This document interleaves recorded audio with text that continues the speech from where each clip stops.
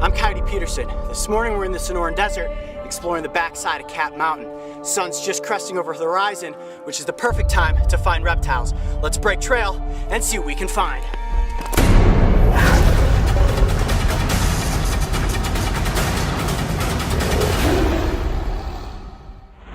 The Southwest Hills is an epic backdrop for any adventure, and there's no location more picture-perfect than the Sonoran Desert. Today the crew and I are headed out to capture some of this beauty, but trust us when we say looks can be deceiving. From the rock-strewn, ankle-twisting terrain to the spike-covered plant life, ready?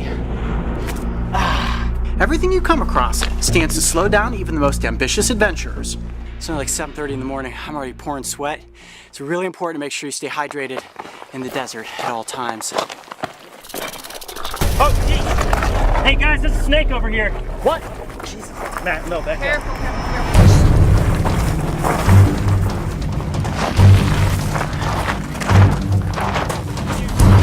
Where? All right, watch your footing. All right, Chance, come up slow. Oh yeah, that is a Western Diamondback rattlesnake. Okay, let me come to this side. Oh, careful. Yeah, okay. Be careful, he's big. Priority number one, guys, is safety. I want to get that snake out of there. I want to be as careful as I can. He definitely senses that we're here now. He's got his tongue flicking out. He's basically sensing a couple of warm body masses, and he says, okay, this is not prey. These are potential predators. What's really difficult about this situation is all this loose terrain. And the last thing I want to happen, Chance, is for you to slip backwards when I've got that snake coming out of the hole. Okay, so I'm gonna gently work him out here.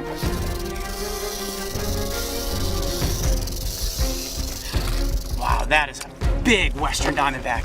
He's probably about 4.5, 5 feet long. All right, we gotta get him control of the better. Wow, and he is strong.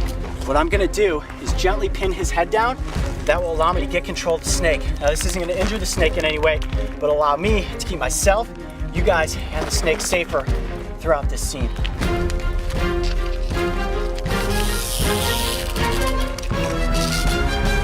Okay. All right, I'll tell you what, nothing makes you more nervous than capturing a Western Diamondback rattlesnake on the side of a rock face like that. And there you have it. This is the largest venomous snake that lives in Arizona, and he is absolutely beautiful. Now, I want to make sure that I have a firm yet gentle hold on his head, and you can see these big puffy spots on the back of his head there. Those are the venom glands, and I definitely do not want to get tagged by this snake. This is the second most venomous species that lives here in the Sonoran Desert, second only to the coral snake. Although these guys are fairly more aggressive, especially when provoked.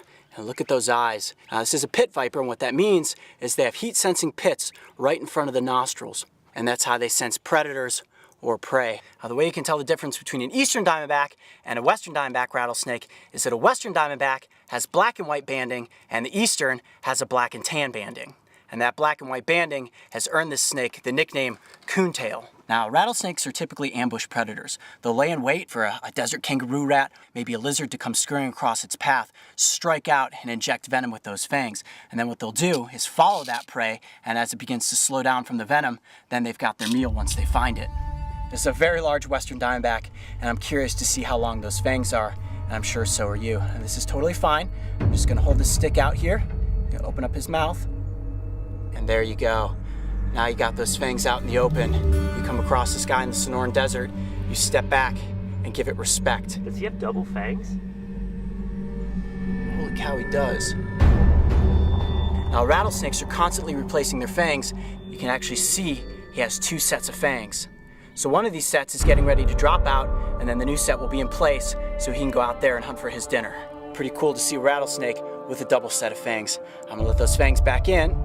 Now, the rattlesnake's fangs are just a modified set of teeth that are hollow so that they can inject venom, like these little hypodermic needles filled with a mitotoxic, cytotoxic, and hemotoxic venom that's gonna put you in some serious pain. I'll tell you what, come out here, you search and you search and you search for one of these snakes.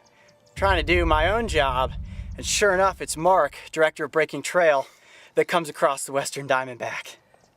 Good find, buddy, good find. I would give you a high five right now, but I think you need both your hands. Yeah, definitely need both my hands right now. And I never recommend you go out and try to capture or handle a rattlesnake like you saw me do here today. is one of the most dangerous reptiles you can come across in the Sonoran Desert, and one of the most venomous rattlesnakes in the United States. Now, I always like to make sure whenever I encounter an animal, I put it back as close to the spot where I found it as possible. So I'm gonna let this guy back up into the shade here. All right, buddy, there you go. What a cool encounter with the largest venomous snake in the Sonoran Desert, the Western Diamondback. And so cool that it had a double set of fangs. I think I'm gonna call him Tommy Two Fang, but why don't you guys tell me what you think we should have named him? I'm gonna get the heck out of the Sonoran Desert and get into the shade. I'm Coyote Peterson. Be brave, stay wild. We'll see you on the next adventure.